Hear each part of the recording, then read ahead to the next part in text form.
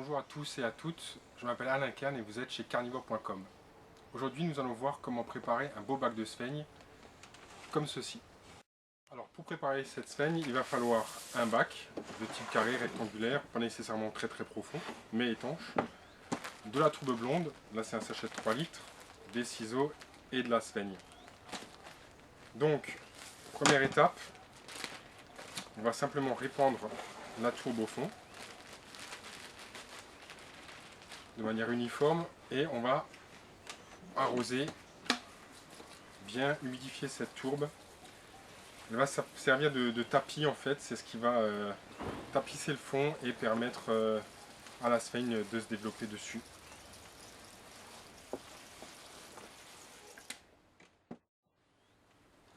Donc bien mélanger cette tourbe qui a une grande capacité de rétention d'eau, mais une fois qu'elle est sèche, il faut un peu de temps pour qu'elle se réhydrate complètement.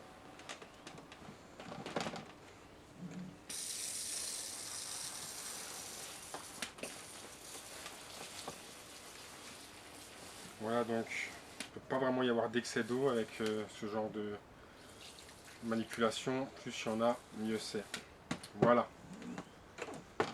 Donc là on voit le fond de mon bac qui est rempli de tourbe et qui est prêt à recevoir la sphaigne. Alors la sphaigne, on ne va pas simplement la poser dessus. On va la sortir et on va la couper tout simplement en petits morceaux. Très grossièrement. Attention aux doigts. Alors pourquoi on fait ça? Parce qu'on voit bien que dans la sphaigne, lorsqu'elle est sortie du sachet, il y a des morceaux plus ou moins verts, vivants.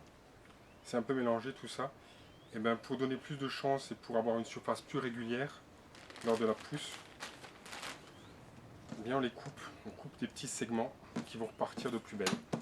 Donc une fois qu'on a ça, ce tapis de tourbe va recevoir simplement les petits morceaux de sphaigne en surfaçage. Voilà. Alors évidemment, plus on en met, plus le tapis sera régulier. Mais en général, avec un sachet de 3 litres de sphaigne, on va pouvoir faire oui, un bac et demi, 2 bacs de culture de sphaigne. Ouais, voilà.